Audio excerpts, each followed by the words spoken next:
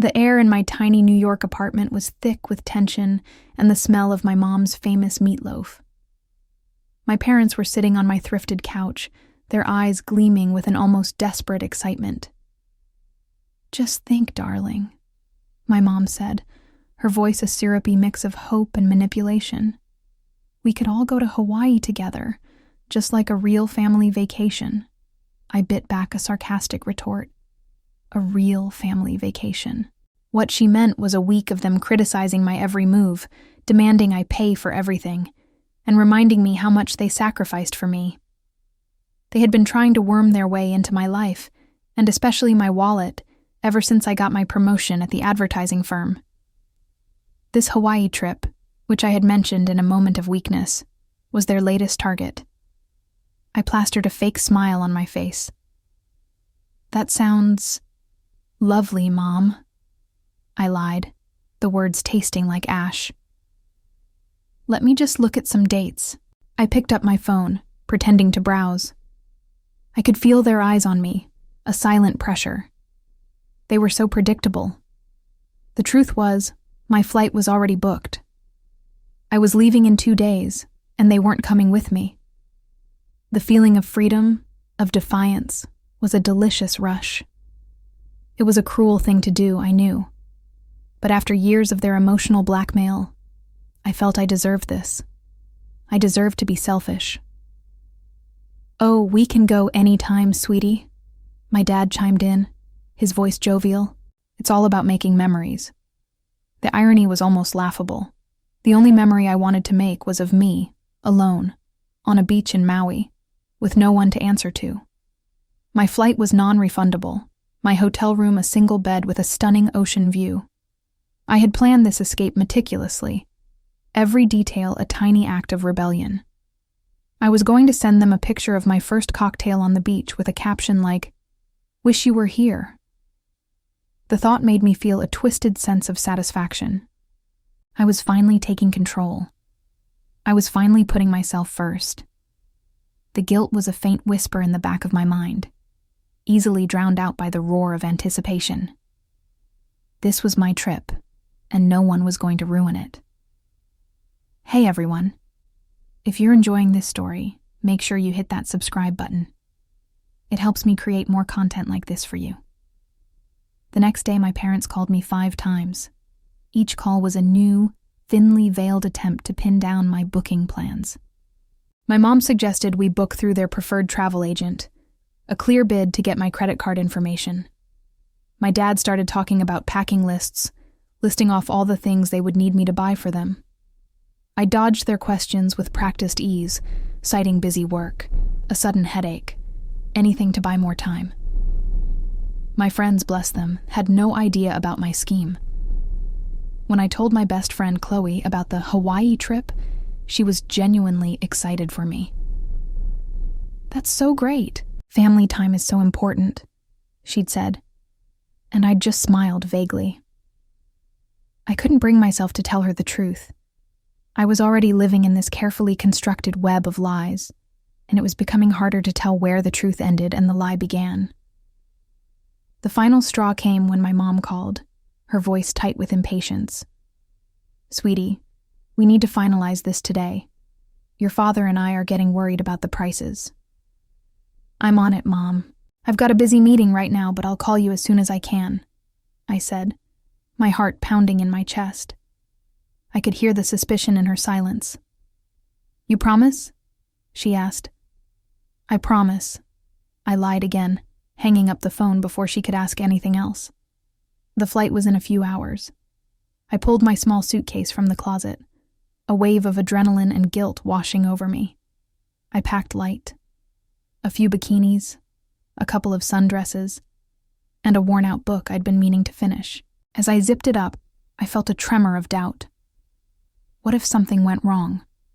What if they found out before I left? The thought was terrifying, but the desire for freedom was stronger. I grabbed my car keys, my passport, and my one-way ticket to paradise. I wasn't going to look back. Not until I was safely on the plane. The city outside my window was a blur of taxi lights and concrete. a stark contrast to the tropical paradise I was escaping to. I was a ghost, slipping away without a trace. The airport was a chaotic symphony of hurried footsteps and muffled announcements. I checked in with a practiced air of calm, my heart rate a steady thrum of exhilaration. I could almost hear the ping of my mom's text messages on my phone, but I kept it in my bag, silencing the world outside. I was a phantom now, a person who was no longer available to their demands. The security line was long, a slow-moving parade of weary travelers. I felt a pang of anxiety, but it quickly faded. This was it. The final hurdle. As I placed my carry-on bag on the conveyor belt, I saw a familiar face a few lanes over. It was my friend Chloe, and she was with her parents. My stomach dropped. I turned my head, pulling my baseball cap low over my eyes. I couldn't have her see me. I couldn't have her ask what I was doing here, alone. Fortunately, she was too engrossed in conversation with her dad to notice me. I moved as quickly as I could through the metal detector, gathering my things and hurrying towards the gate. I didn't stop until I was at my assigned seat, buckled in and safe. The plane hummed with a low, soothing vibration. I looked out the small window, the tarmac a grid of lights and concrete. The feeling of being suspended between two worlds was overwhelming. I pulled my phone out, my fingers trembling. There were over 20 missed calls and a dozen texts from my parents. The first few were hopeful. "Just checking in, sweetie. Let us know what you find." The later ones were laced with frustration. "Did you book anything? Call us back." The final message, sent just a few minutes ago, was from my dad. "We're really worried. Your phone is going straight to voicemail. Are you okay?" I didn't respond. I knew what would come next. A barrage of guilt, of passive-aggressive martyrdom. I couldn't handle it. Not yet. I switched my phone to airplane mode and leaned back in my seat, a faint smile on my face. The engines roared, and the plane began to move. I was finally, truly, free. The Hawaiian sun felt like a warm embrace, a stark contrast to the cool, gray climate of New York. The moment I stepped off the plane, the smell of plumeria and salt water filled the air. I hailed a cab and gave the driver the address of my small boutique hotel. The scenery was breathtaking. Lush green mountains, sparkling turquoise water, and a relaxed, easygoing rhythm that felt a million miles away from my stressful life. I checked into my hotel room, a cozy space with a balcony that overlooked the ocean. The view was even better than the pictures. I changed into a bikini, grabbed my book, and headed straight for the beach. The sand was soft and warm, and the sound of the waves crashing against the shore was a natural lullaby. I found a quiet spot under a palm tree and set up my towel. I pulled out my phone, and a wave of anxiety hit me. I had forgotten to send the "wish you were here" text. I felt a jolt of something I couldn't quite name. It wasn't just guilt. It was a deep, unsettling feeling of loneliness. I had achieved my goal, but the victory felt hollow. The joy I had anticipated wasn't there. Instead, there was an emptiness. I pulled up my mom's contact, my thumb hovering over the send button. I took a picture of my feet in the sand, and after a moment's hesitation, typed out a message. "Made it to paradise. It's beautiful." I didn't mention the flight, or the fact that I was alone. I knew it was a vague, cruel hint. A few seconds later, my phone rang. It was my dad. I answered, my voice shaky. "Hey," I said. "I'm sorry I didn't call earlier." "Where are you?" he asked, his voice strained. "I'm in Hawaii," I said, the words a confession. The silence that followed was deafening. I could hear my mom's faint gasp in the background. You went without us?" my dad finally managed to say, his voice a whisper of disbelief and hurt. The guilt I had been suppressing came crashing down on me. It was no longer a faint whisper. It was a deafening roar. I had gotten what I wanted, but the cost was a piece of me I hadn't realized I was still attached to. If you're still watching, please like this video and share it with your friends. It really helps the channel grow, and there's a lot more to this story. The phone call ended in a blur of silence, and my dad's pained farewell. I sat on the beach, the sun feeling suddenly too hot, the waves sounding like a mocking laugh. My phone was silent for hours after that, and the silence was more punishing than any angry text or phone call could have been. I felt the weight of my actions pressing down on me, heavy and suffocating. I tried to enjoy myself. I went snorkeling, my mind a jumble of thoughts. I saw vibrant coral and schools of colorful fish, but the beauty was lost on me. I went for a walk along the beach at sunset, but the sky, a canvas of pink and orange, felt cold and distant.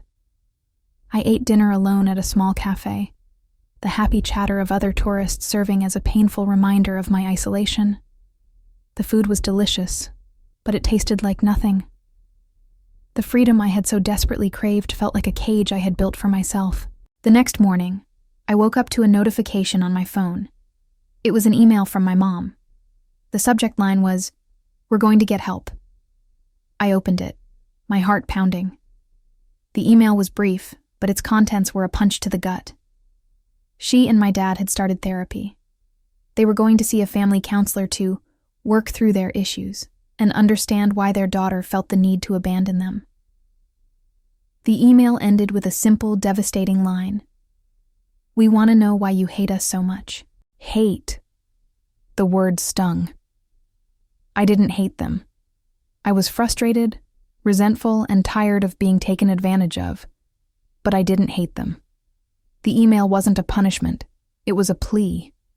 A genuine, heartbreaking plea for understanding. I had expected anger, but this was worse. It was vulnerability. It was the kind of honesty I hadn't been ready for. I looked out at the tranquil ocean, a sudden blinding awareness washing over me. I wasn't just a victim of their manipulation. I was also a perpetrator of my own cruel act. The villain of this story was me. I spent the rest of my time in Hawaii in a state of quiet despair. I had no one to talk to, no one to confide in. My friends didn't know the full story, and I couldn't bring myself to tell them. The beautiful island was now a prison, a constant reminder of my mistake. I watched a group of tourists laugh and take pictures together, and a tear slid down my cheek. I was an island, isolated and alone. On my last day, as I was packing my suitcase, my phone rang. It was an unknown number, but I answered it anyway, a strange sense of dread washing over me. It was my mom. Her voice was quiet, almost hesitant. "We're here," she said. My heart stopped. "What do you mean?" I stammered. "Your father and I. We booked a flight. We're at the hotel lobby. We just want to talk," she said, her voice filled with a painful mix of hope and desperation. I walked down to the lobby, my legs feeling like lead. I saw them sitting on a plush sofa, looking small and defeated. My dad's shoulders were slumped, and my mom was holding a tissue in her hand. They looked older, more fragile than I remembered. The anger I had felt for them was replaced by a hollow, aching pity. "Why are you here?" I asked, my voice barely a whisper. My mom stood up, her eyes red. "We need to understand," she said simply. "We need to understand what we did wrong. We need to fix this." The confrontation I had so dreaded was finally here, but it wasn't the angry, bitter fight I had prepared for. It was a raw, vulnerable plea. They had gone from being the manipulators to the victims, and I was the cause. I led them to a quiet corner of the lobby, the tropical air conditioning a stark contrast to the heated emotions. This wasn't the vacation I had planned. This was the reckoning, and I knew, with a terrible certainty, that it was all my fault. I had wanted them to hurt, to feel a fraction of the pain they had caused me. And I had succeeded, but in doing so, I had also broken my own heart. We sat in silence for a long moment, the sounds of the lobby fading into the background. My mom took a shaky breath. "Tell us," she said, her voice barely audible. "Tell us why you left." The words poured out of me in a torrent, a dam that had finally broken. I talked about the years of emotional blackmail, the financial demands, the constant criticism. I talked about feeling like an extension of them, not a person in my own right. I talked about how the Hawaii trip was my one chance to feel like myself, and how even that felt like it was being stolen. My parents listened, their faces a mixture of shock and pain. My mom started to cry, silent tears rolling down her cheeks. My dad's eyes were wide, a look of profound realization dawning on his face.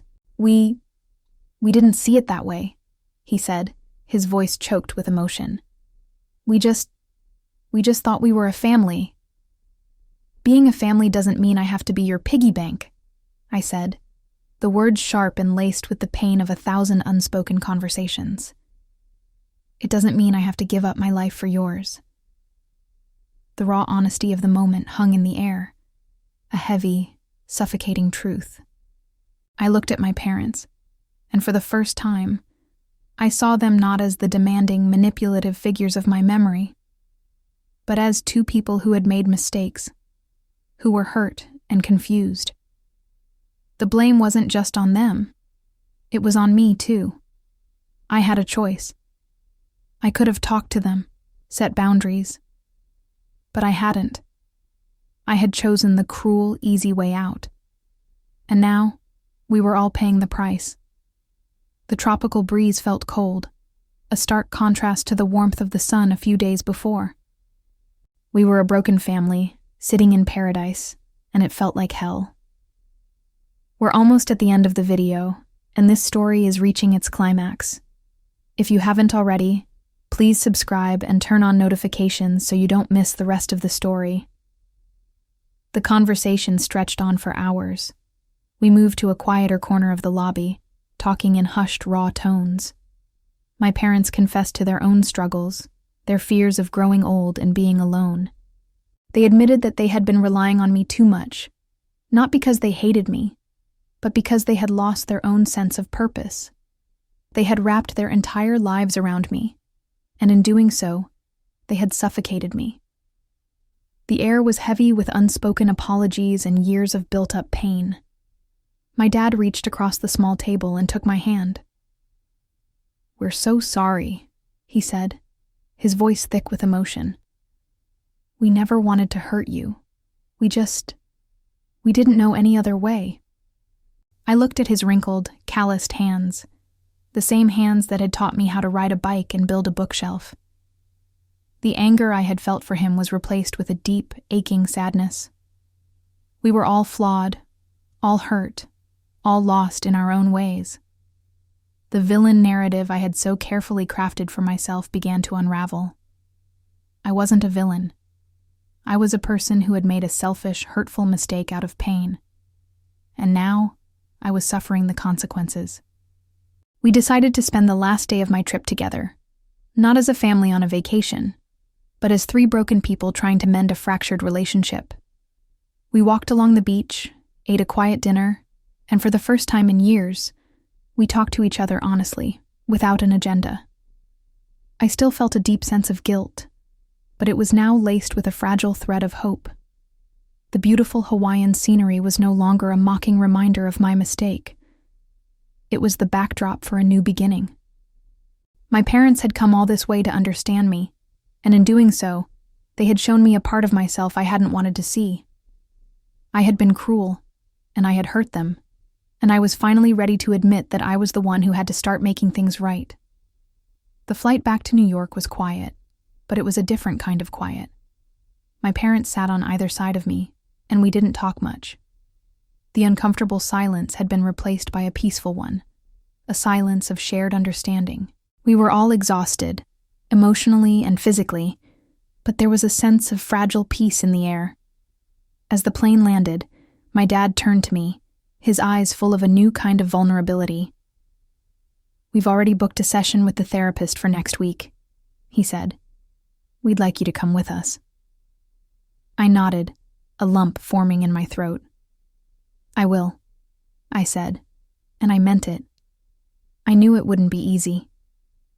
The road to reconciliation was long and fraught with challenges, but for the first time in a long time, I felt like we were on the right path.